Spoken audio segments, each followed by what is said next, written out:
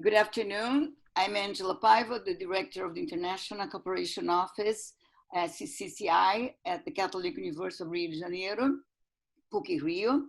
And it's a great pleasure to be here to welcome the participants of the first panel of a series of 4 that will discuss Brazilian issues. At this time last year, we are having the Brazilian seminars on campus, and unfortunately, that was not possible this year. But hopefully, next year we will be able to resume our Brazilian seminars on Gávea campus. I'd like to thank Ricardo and Daniel to put this project together, and also the 2 first participants, Ana Paola and Marcia Bernardes. And let's have a great debate right now.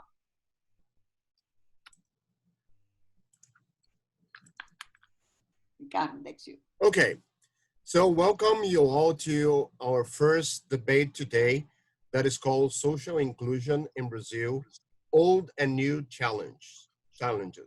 We have 2 of our experts here with us, Dr. Marcia Bernardes from the law school and Dr. Ana Paula Soares from sociology.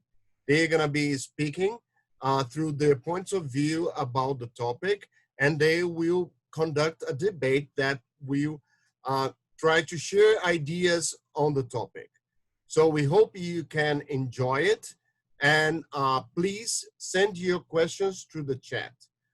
No verbalization of questions will be allowed throughout the debate. So, but be sure that we're gonna be reading and we're gonna select all the questions, and we have them at the end given to the professors so that they can answer. Before we pass on to the professors, we just would like to say a few words about PUC-rio, which is our university. It's anniversary this year, 80 years old is PUC-rio right now. Is a university that praises academic excellence, and also as a university that is deeply involved in doctoral research. Because of that, we have developed not only research and undergraduate courses, but we also have different projects going on at the university. The Central Coordination for International Cooperation is the organism responsible for all the exchanges and all the agreements we have with our international partners. And it's our office that today is bringing to you this possibility of participating in the Brazilian debates.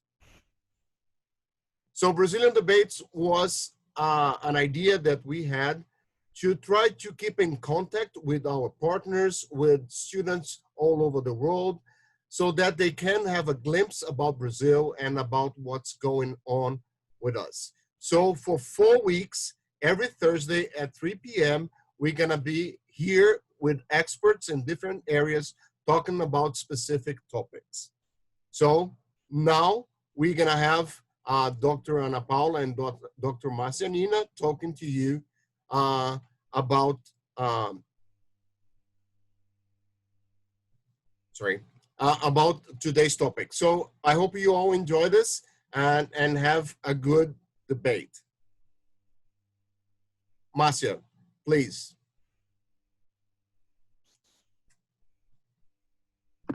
Thank you, Ricardo. Thank you, Angela and Danielle. First of all, it's really my pleasure and also my honor to be here. It's always a very interesting moment. This time we're doing it in this webinar format, which is a novelty to all of us. So I apologize in advance if anything unexpected happens. We're still transitioning at this point, already a bit used, having been resorting to this kind of format for the past months. But it's still, I have to confess, this is still something new to all of us. So I prepared a slide presentation I will share here with you. And then we'll discuss the ideas that I proposed for this topic today. it's also my pleasure to share this moment, this opportunity with Ana Paola. And I'm sure that our presentations will combine in a way that I hope is fruitful for the debate. Okay, so this is I am a law professor, as Ricardo said, but I'd like to introduce myself. I'd like to present myself as a human rights person. So I'm one of the Human Rights Center coordinators in our department, in our law department. And my approach to law is a very interdisciplinary one. I understand law as a structure that participates in the social broader picture in the country. And my presentation today will be much more in the social theory field than in the strictly legal field. So our proposal for today was to discuss social inclusion in Brazil, old and new challenges. This is the abstract we've made for our presentation. And some of the topics Ana Paola will be covering. And what I propose to cover today is something that it's at the same time very simple because I only have 10 minutes, but also very ambitious because I plan to cover in 10 minutes to provide you an overview of Brazilian social and state formation and how these processes relate to inequality. And I'll be focusing on three major ideas: the establishment of social hierarchies in the country, racial relations, and authoritarian rule. My approach, there's a disclaimer that I'd like to do. I will not have the time here to develop really substantially, but my approach has a decolonial inspiration.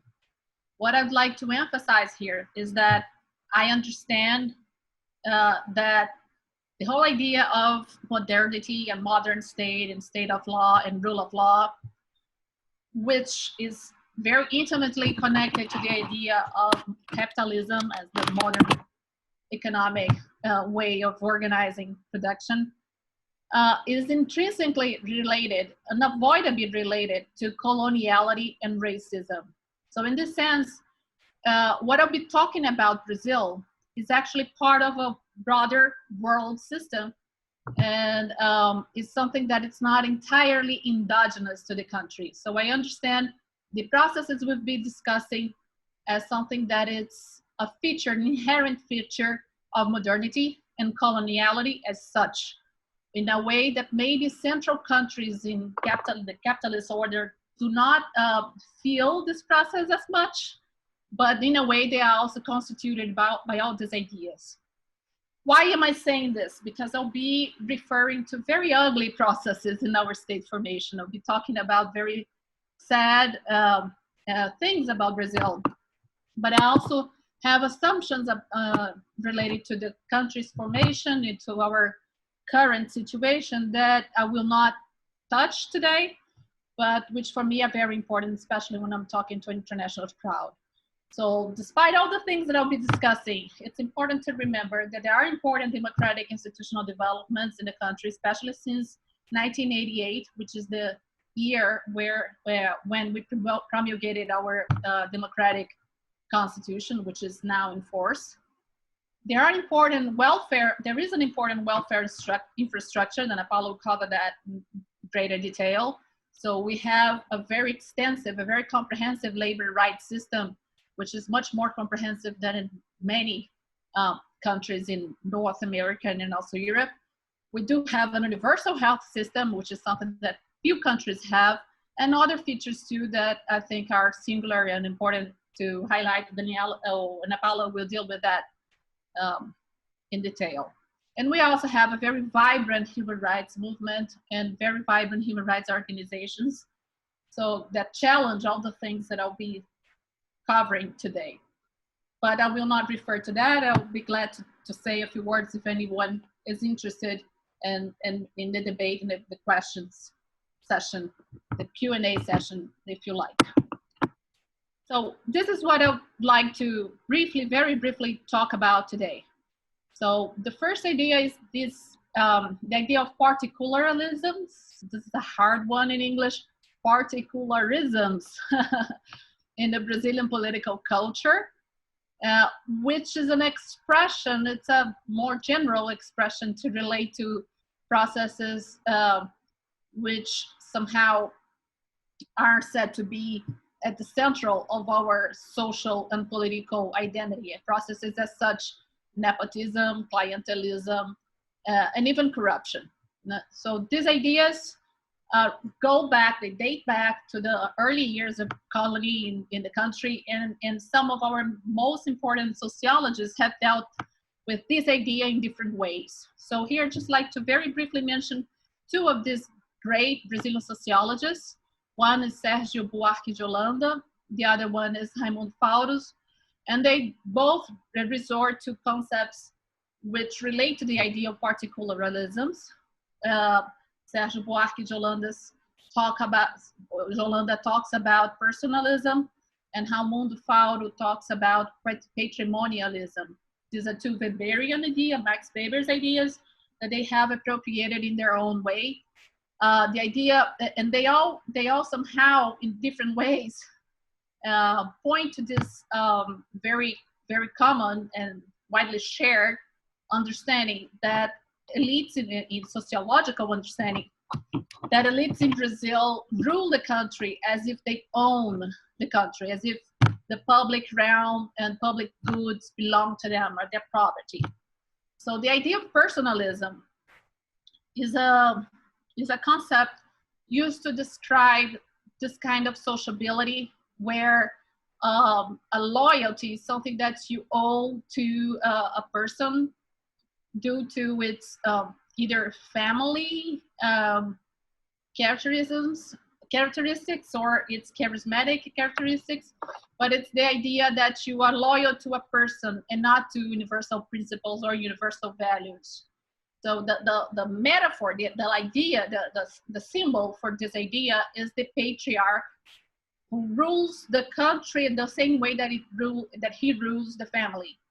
So the relation between state and rulers to the population is similar to the relation of women, child, and servants to their master.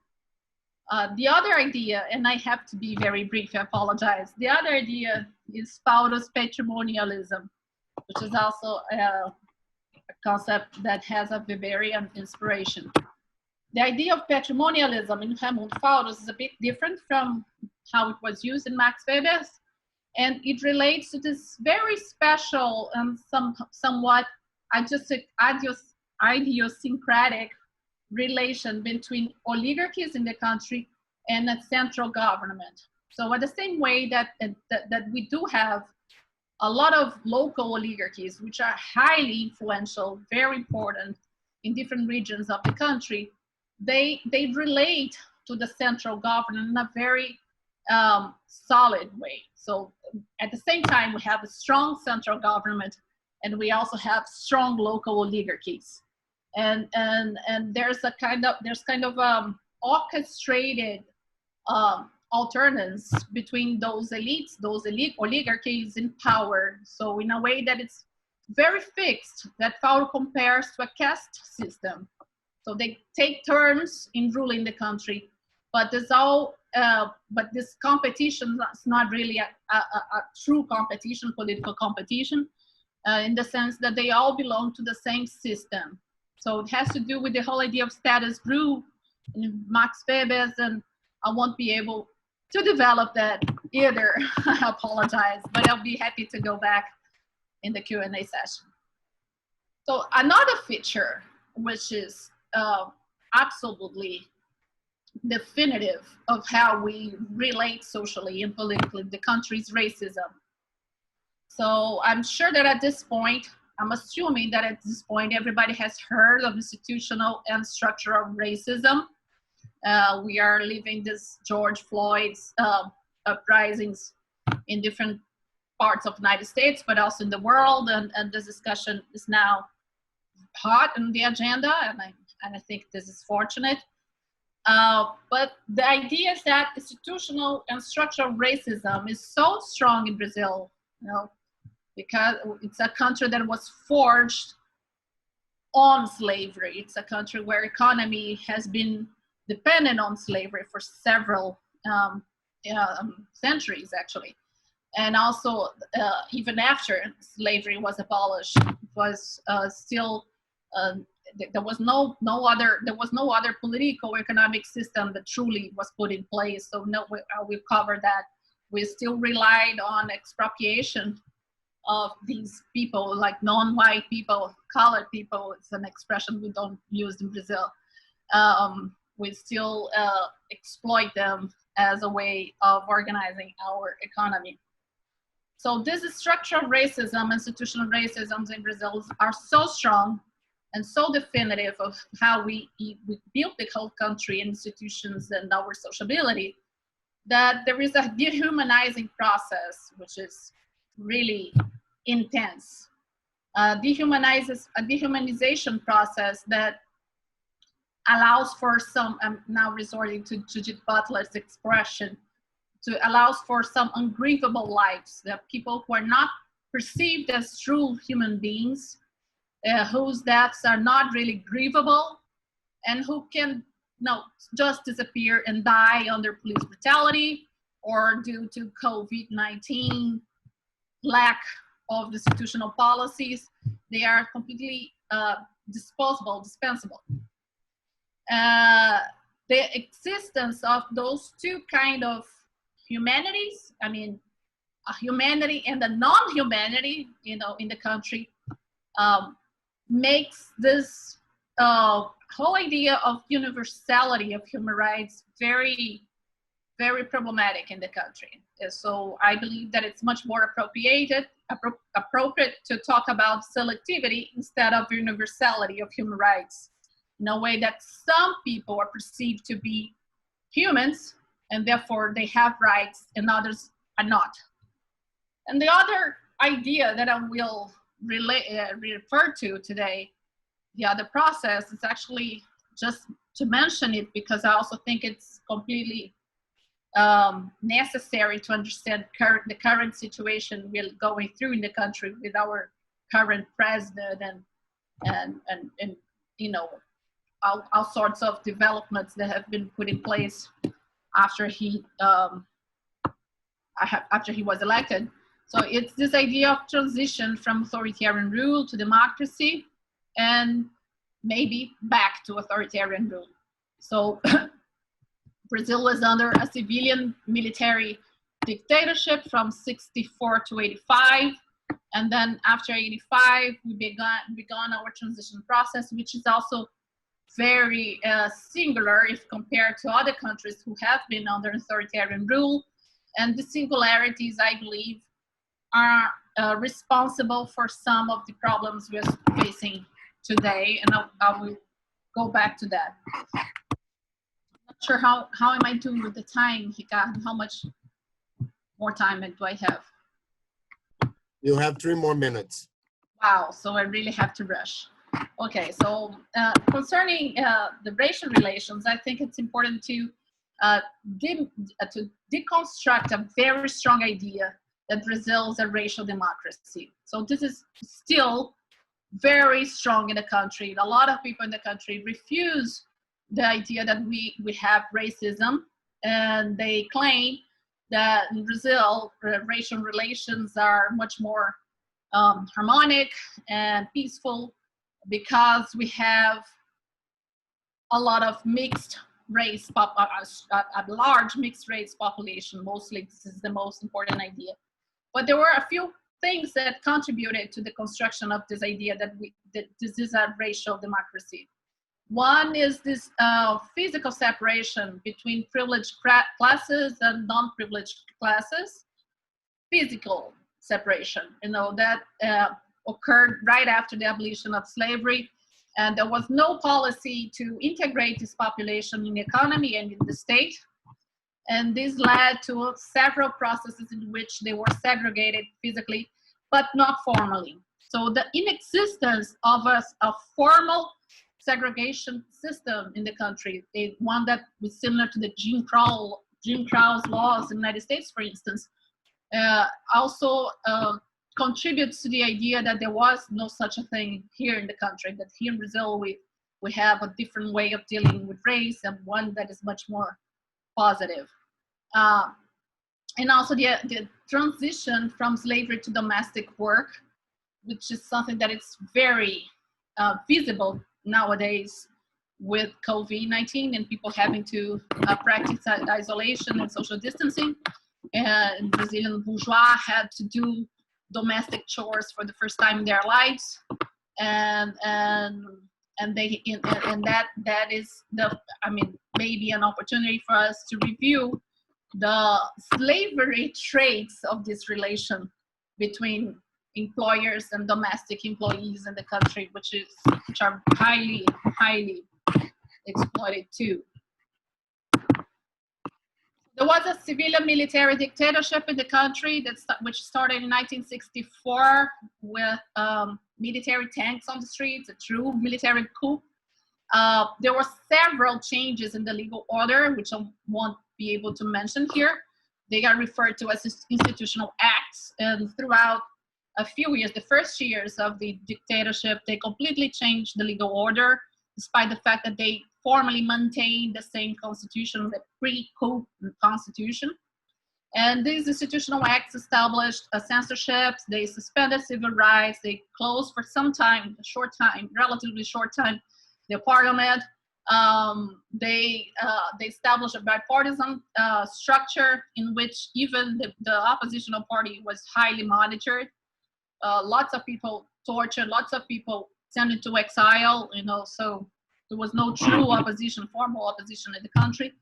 And this censorship triggered a number of urban guerrillas, and also the attempt to a more peasant urban guerrilla, which never really occurred, but there were arrangements. There was an initiative to try to initiate a rural guerrilla, which was completely suffocated by the state. And the repression to these dissidents was extremely brutal. So there's also an understanding that the dictatorship in Brazil was softer than, for instance, dictatorship in Argentina or Chile, but it was brutal in different senses. It was one of the senses that things here which were much more, it was longer, lasted for many years, and we had less information about what happened than in the other countries. So after more than 30 years, there was a truth commission, and we learned that much more people were killed by the repression than we knew about. There were, people estimate that 6,000 people were killed, including indigenous peoples and peasants, but they remain anonymous. So the formal victims of the repression are not so many, but there were a lot more. So in 1974 started this a slow, gradual, and safe transition. And in 1985, we elected our first civilian president. This formal transition, even the military dictators, they were promoting some kind of transition and overture, and they did that because they knew there was no more support for the dictatorship, and by negotiating the transition, they managed to keep a lot of their privileges after 1985, and this is part of the problems. So some of the legacy, this is part of the legacy we've got from the dictatorship. So which one is the land statute, which allowed for a great concentration of land, genocide and ethnocide of indigenous populations, forced eviction of poor people in favelas, increased sophistication of police brutality, death squads, and paramilitary militias. All these processes were in place back in the 60s and 70s, and they remain and even incremented nowadays. So in 1988, there was the promulgation of our constitution, which is now in force. And we had, these are the presidents we had since then. So the first one was Fernando Henrique Cardoso, which is an internationally known sociologist, He was the first president elected post 64 who actually finished his term. All the others had their term interrupted. Before Fernando Henrique, we had two other presidents, Sarney, who actually created the Constitutional Assembly, which wrote the Constitution, and Fernando Collor, who was impeached, and then Fernando Henrique Cardoso is the first one who was elected and actually finished his term.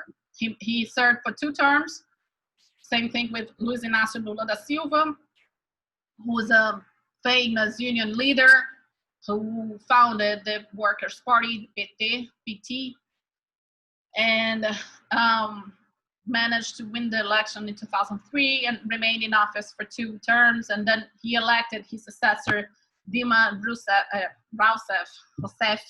in Portuguese, who was also elected for 2 terms, but in her second term, she suffered, she went through an impeachment process that many people in the country characterize as a coup d'etat. This is still controversial, but there's no controversy that meant a very, very important institutional rupture, which one that we are still facing consequences today. In 2016 to 18, her vice president became president, and he established a completely different agenda from what she had been elected for. So he established many of sort of austerity measures, and Paola, I believe, will refer to that. And then in 2019, we elected Jair Bolsonaro with a rhetoric of being tough on crime, fight against corruption. He's a former military officer who keeps like appraising the military regime, and some of their very of those widely acknowledged officers acknowledged as torturers. So some of his heroes are known torturers in the country. It's connected, like he has strong support from the evangelical church, the war industry, and agribusiness. He's our outright representative. So this is my short overview of how we built such an inequality in the country, you know. And I wait for Ana Paula's presentation, because I know that she will be able to complete this puzzle, and you'll have a more organized idea, you know, of questions related to social exclusion and inequality in the country. And then I wait for questions, and I'll be glad to answer them. Thank you very much. I'm sorry if I went over time. It's perfect. So we give room to Ana Paula so that she can interact now. How do I take the Marcia, share? actually, yeah, perfect. Hello, Ana Paula. So I'll share my screen.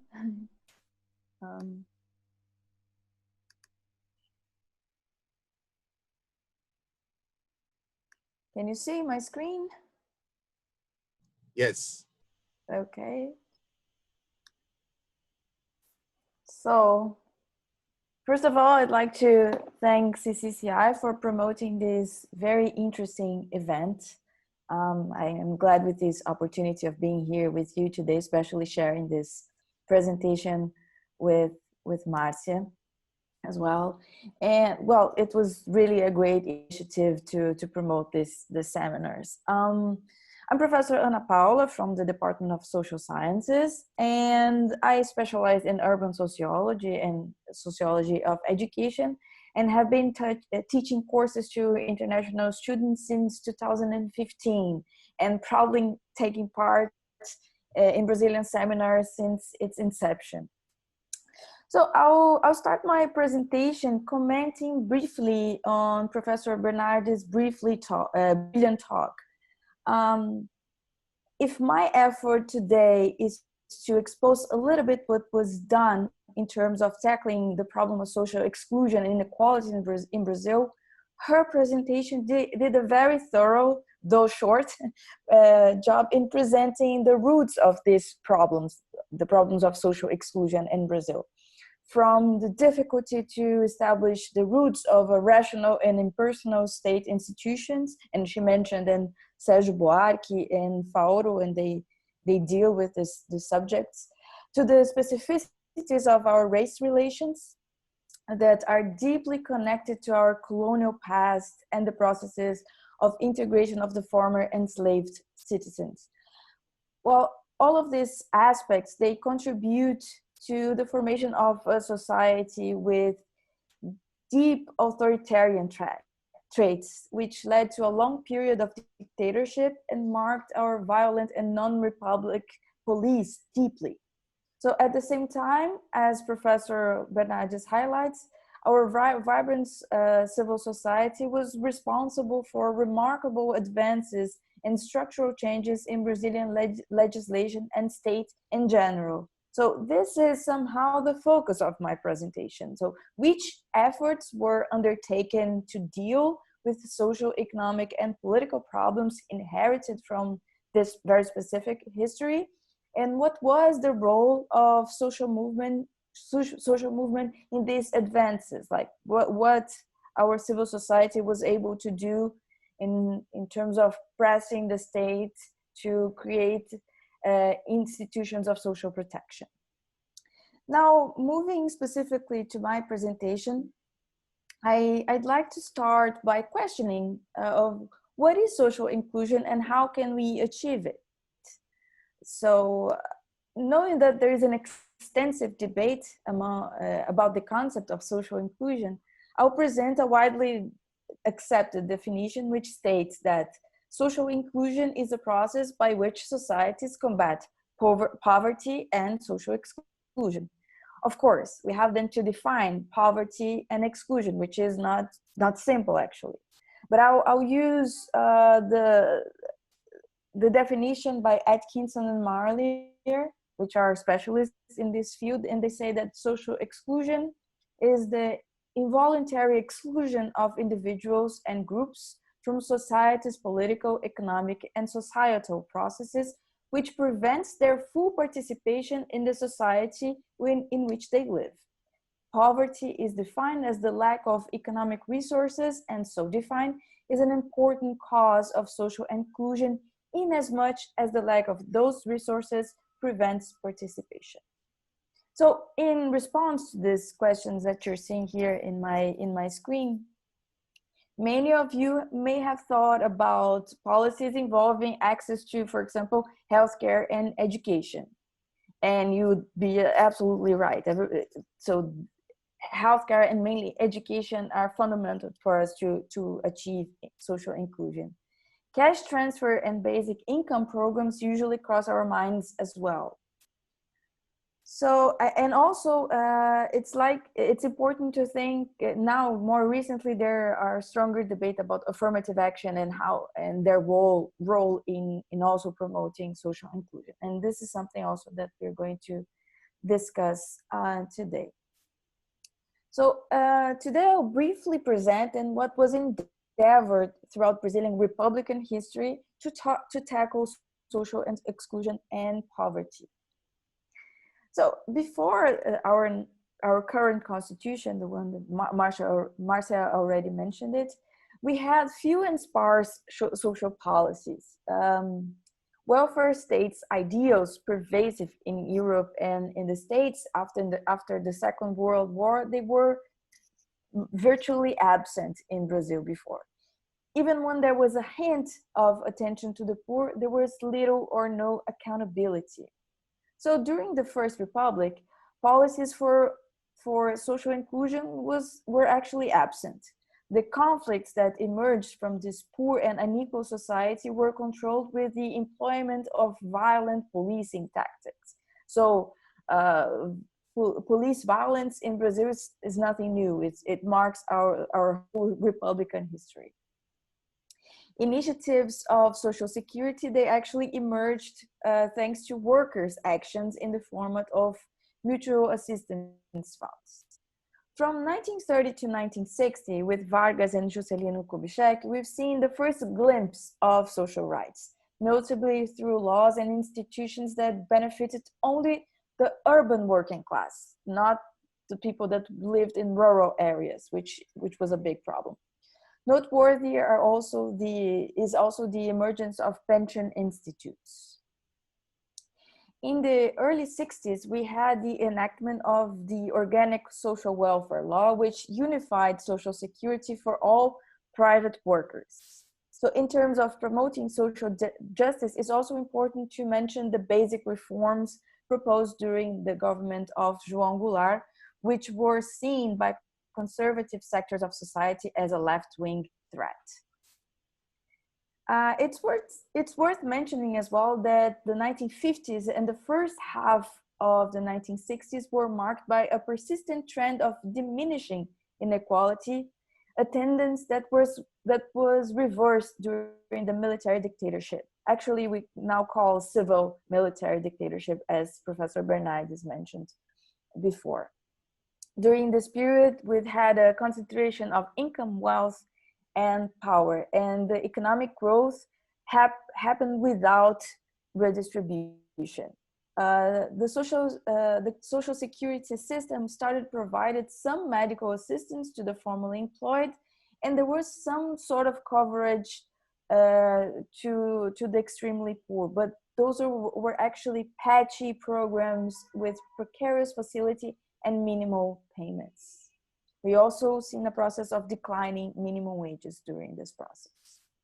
So since the late 70s, Brazil started a process of redemocratization marked by the regrouping of social movements, which were quite active in the Constituent Assembly and were crucial in including many social rights in the 1988 Constitution.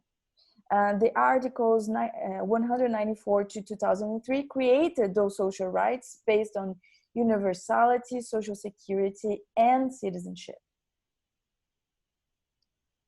The state has to provide now social protection, pensions, housing, education, and a universal and free healthcare system.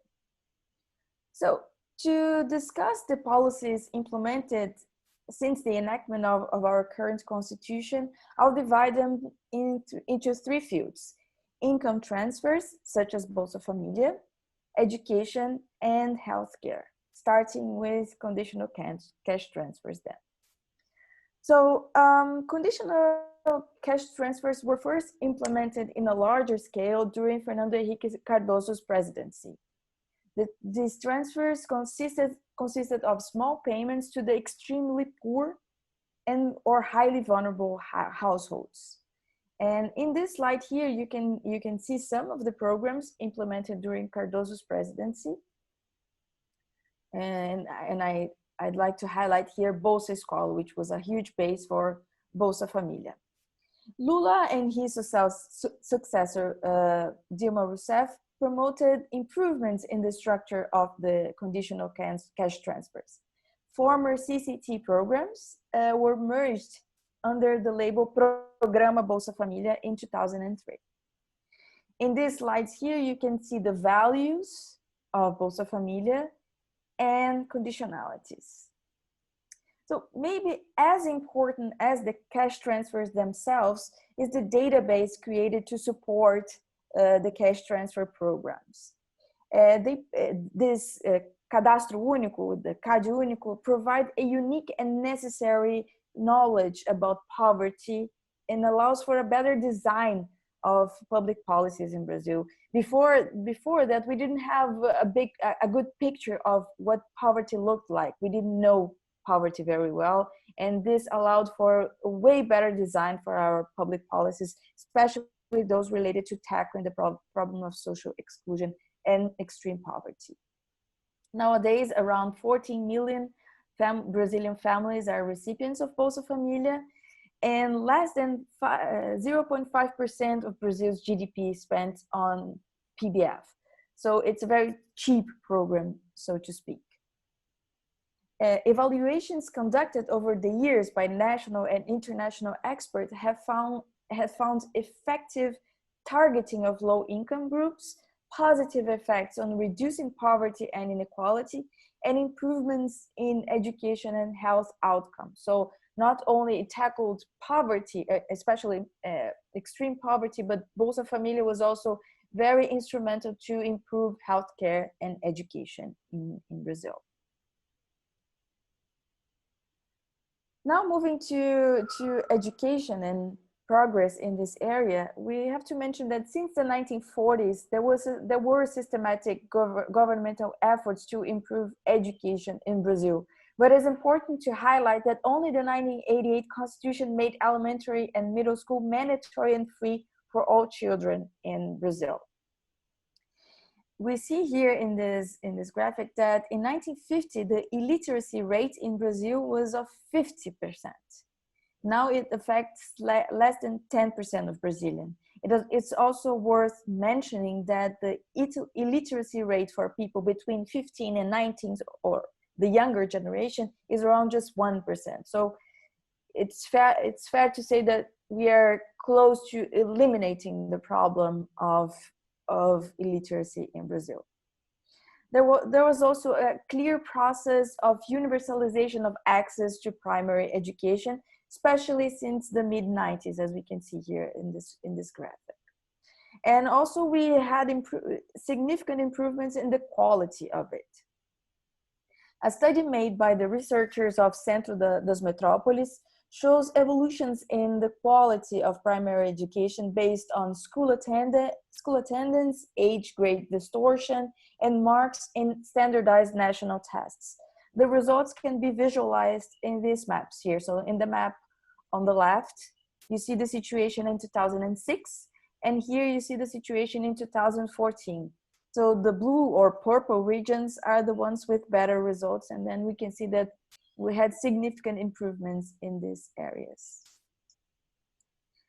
As we've seen, school enrollment is mandatory for kids from 9 to 17 years old in Brazil. Yet, more than 10% of Brazilian teenagers are out of school. Only 69% of Brazilians of this age group are in high school, since Brazil has a high degree of age grade distortion. Racial inequalities are very noticeable here. 75% of white Brazilians of this age group, 15 to 17, are in high school, whereas the figure for non-whites is 63%. Over 50% of Brazilian adults have not attained upper secondary education. The average in OECD countries is 22%. In Argentina, this is the case only for 39% of the adult population. And it's also important to highlight that 17% of Brazilian adults did not complete even primary education, which has huge impacts for the productivity of our workforce. When it comes to tertiary degree, there are signs of progress as well, but they're not as blatant as the case of primary and secondary education. We still have a dismal, I would say a dismal proportion of our adult population has had access to tertiary education.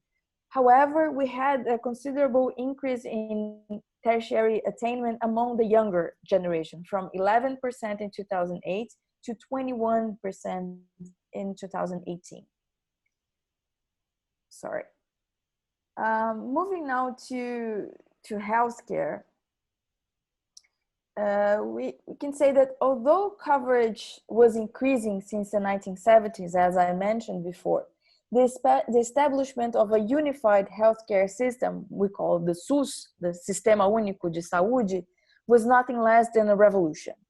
Having the NHS, the British system, as an inspiration, the principles are universalization of guaranteed assistance to every system, the integrality of attention, and participation of the community in the management of the system. Again, I mentioned the study by the Centro das Metrópoles showing the evolution in the quality of healthcare. They based here their study on infant mortality rate, immunization coverage, among other factors. Again, we see here the situation in 2006, and here the situation in 2014. Again, blue or purple regions are the ones in better shape. And we've seen considerable progress in this area in a little bit less than 10 years. of course, SUS has a lot of problems, and they have mainly to do with chronic underfunding, which limits the quality of services. And we have to mention in Brazil that we spend a lot of our GDP in healthcare, but we have also health insurance plans and privately afforded Medicare, which confuses the system and make it sometimes even unequal, especially because Brazilians who pay for private insurance plans, they can have discounts in their IRS, so which improves inequalities. Many studies say. Brazil invests 8.9% of its GDP in healthcare. Public expenditure comprises 3.8% of the GDP. And in developed countries, the average is 6.5, and in Latin America and the Caribbean, the average is 3.5. So we are closer to our poor neighbors than to rich countries, for example. So moving to the end of my presentation, I'd say that it's quite known, and Professor Bernardo has mentioned this as well, that Brazilian politics changed a lot since 2016. Is this enough to say that we can now see the emergence of a new era? This means that we have a significant detour in the process inaugurated in 1988. I don't have, of course, a definitive response to that, but we definitely have to mention that there were significant changes in legislation affecting public policies, including the constitutional amendment establishing a spending cap, limiting the rise in public spending to the inflation rate for the next 20 years. Professor Marcia also mentioned the controversial labor reform bill. And we also have to mention the setbacks in environmental policies and the human rights agenda. In this slide here, I point to some obstacles to social inclusion that we still face, and I'd like to highlight urban inequality, especially problems with affordable housing and sanitation. We have still a high degree of concentration of wealth. The economic crisis, of course, is affecting us and limiting the possibility of the new generations to have interesting job positions, for example. We have the huge problem of violence that plagues the Black youth, and the Black youth is the biggest victim here, of course, because of course, systemic racism, and we also have a big problem with gender discrimination. Brazil is one of the most unequal countries when it comes to gender situation as well. And of course, we have this regressive tax system. We are currently discussing a tax reform, but this definitely is not good. Well, the terms that are being discussed now definitely don't deal with our main problems in this specific area. To finish my presentation, I'd like to briefly mention how this structure of social protection developed throughout the last 3 decades was instrumental in dealing with the pandemic. The tragedy, and now we have more than 80,000 people that were killed by COVID-19. The tragedy could be even worse if we didn't have a universal healthcare system and a substantial database about families living in poverty in Brazil, which was important to promote this emergence benefit program. It's also interesting to notice that the economic crisis related to the pandemic led to the emergence of a serious debate about the possibilities of the implementation of a more encompassing basic income program. This debate about a basic income is definitely a breeze of fresh air in these difficult times that we are living now. Here you can see some of the references I used to make this presentation. And again, thank you very much, the CCCI, for promoting this webinar. And thank you, Marcia, for making such a nice presentation. And I think our both of our talks combine, and I think they will illuminate some questions about Brazil, both Brazil's past and Brazil's current challenges. Thank you very much. Thank you, Ana Paula. We're just going to give the room back to Dr. Marcia Bernard so that she can state a point. Thank you so much, Ricardo. Thank you very much, Professor Ana Paula Soares Carvalho, for your presentation. Very detailed in just short time, going through all major areas of social welfare in the country. And listening to you, I go back to one of the things that has been haunting me these times since Jair Bolsonaro's election. For those who are not aware, who are not familiar with our current president, he's, as I mentioned very briefly, he's a military officer who keeps praising the military and the dictatorship, and who defends torture, and who has had a horrible performance throughout the pandemic in the country, one that is very widely criticized worldwide. So I'm guessing that maybe some of you who are not Brazilian heard of him because of the pandemic context. And he has a fetish to death. Is really, his passion for death is really visible.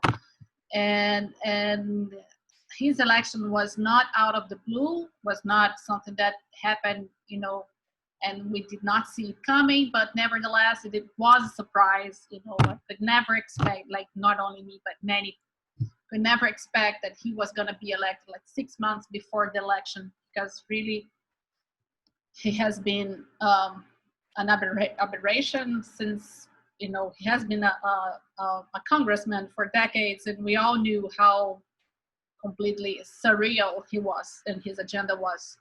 So one of the points that for me is very, very difficult to understand is how did we come to that, having had all these decades of development of democratic institutions, of social welfare policies, who had much better social inclusion records especially after the 2000s. But since 1988, we've been, increasingly improving. And how did we come to that? What was the trigger that allowed us for this detour and this flashback, in a way that most of us did not anticipate at all? And I hinted some of the things in my presentation, and Paola as well, because of when she mentions the challenges, the obstacles to social inclusion in the country. We had, since 2016, been going through a lot of turmoil in the country and many political discussions, which have become increasingly vehement, both sides, many sides, and now we have mostly two sides. It's very polarized in a way. And the question, I guess, is similar to one that I see was posed in the chat by Professor Ricardo Esteves, I think. And how do we deal with that? How do we manage? Like, we've done so much, and we did, and I'm proud of what we've done.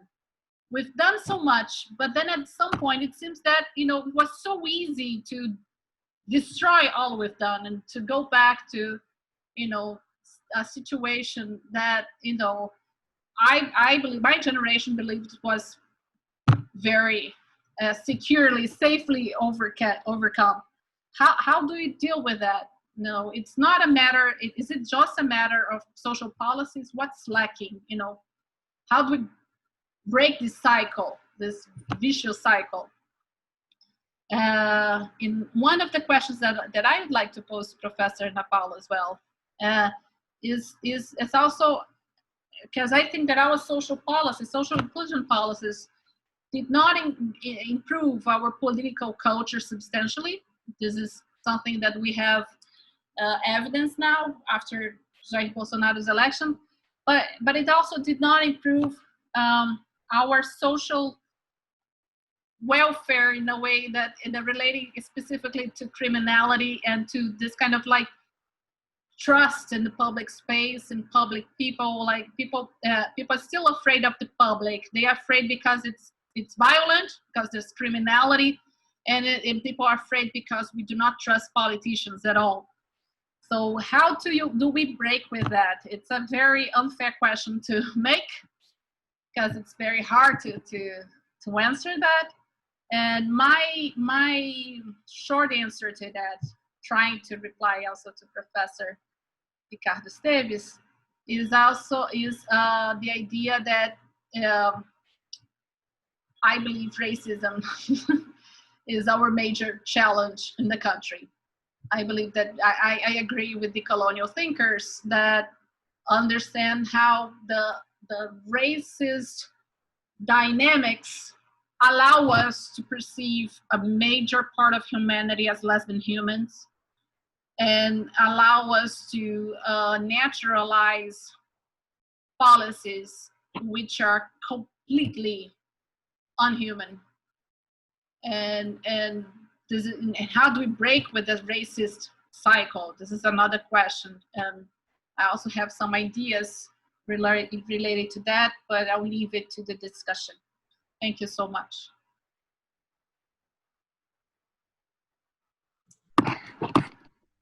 Okay, so another question that was brought to us was that thinking about the role of education, and Paola presented that numbers are getting better concerning education in Brazil. We have more literate people than we used to have.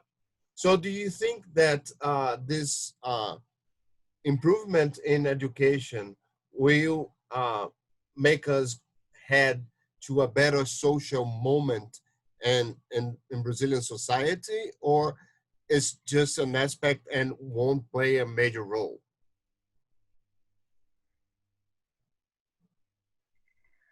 And Paola, would you like to answer? Yeah, I don't know if we make a larger block, or well, okay, I can start answering now.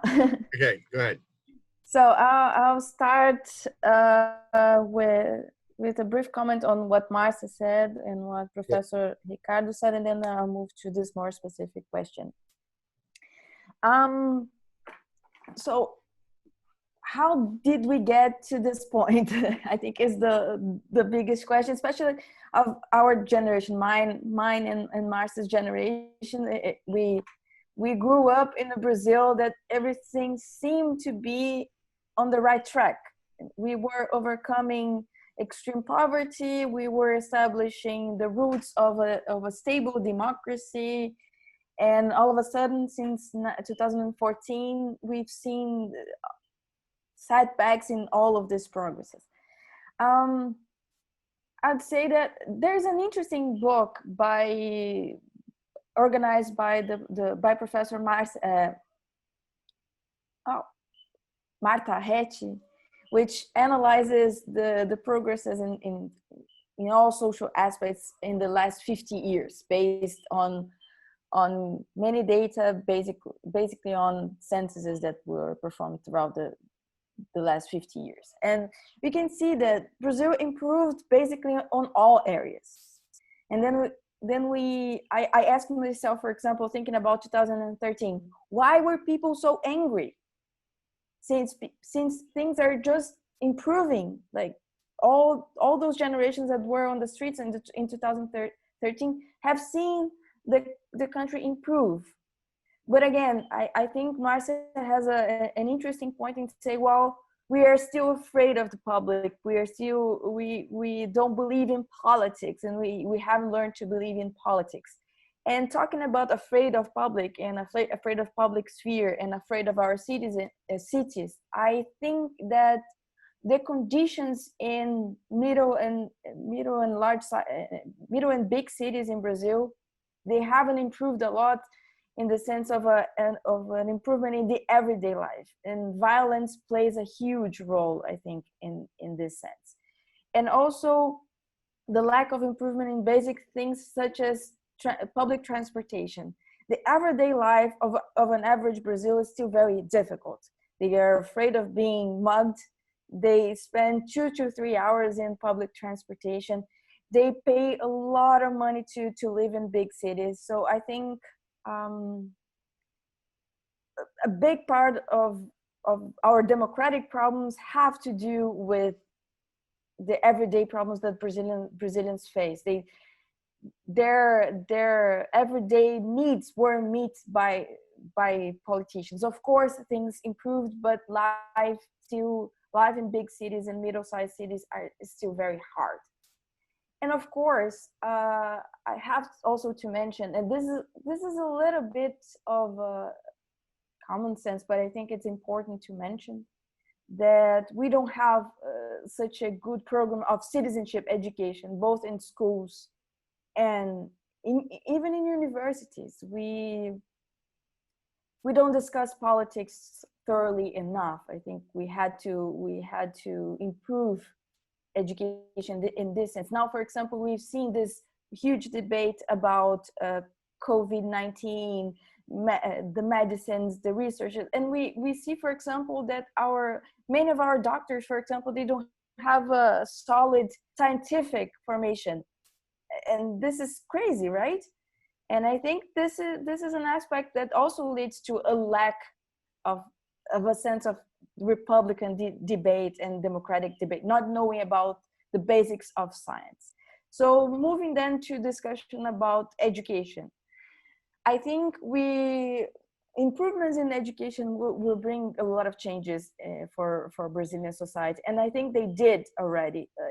For example, the current social movements and the current demands, for example, for racial equality, I think they have to do with affirmative action, for example, with the quota system and the bringing of a larger population of non-whites to the universities. I think the public sphere, the public debate was enriched by this new phase of our universities, for example. So giving access to the non-whites, to the displaced in society, improved our way of debating things. Now we are debating topics that we weren't 20 years ago or even 10 years ago. So I still think that improving education and improving access to education and improving discussions about citizenship, republic, democracy in schools, it's fundamental for us to have developments in this sense. Sorry, I think I talked too much. No, you didn't. Thank you, Ana Paula. It was really, really a very good talk. Okay, so actually we have already gone beyond our time, and we need to close the session for today. But I would like you all to be attentive. So let me just share with you some information. So next week, July 30th, we're gonna have another session of debates with Dr. Rodrigo Pena from the Geography Department and Dr. Sergio Fontoura from Engineering Department. And they are gonna be talking about renewable, non-renewable, and sustainability. So you are all welcome to join us. It will be a pleasure to have you all with us again. And please have in mind that if you wanna participate in this other session, you need to subscribe to it again. So we will release the new link to Zoom on Monday. So just be ready. So thank you very much for your participation. I would like to thank also our professors who have been here with us, Dr. Marcia Nina and Dr. Ana Paula. It's been a pleasure to have you all here. And thank you for your talks. And it was really important to hear all this idea that you brought with you. And there are a lot of food for thought for us. And I think that for all the other participants as well. Thank you, everyone. And I hope to see you all next week. Okay? Thank you. Bye-bye. Thank you, Ricardo. Bye-bye. Thank you. Bye. Have a good day. You too.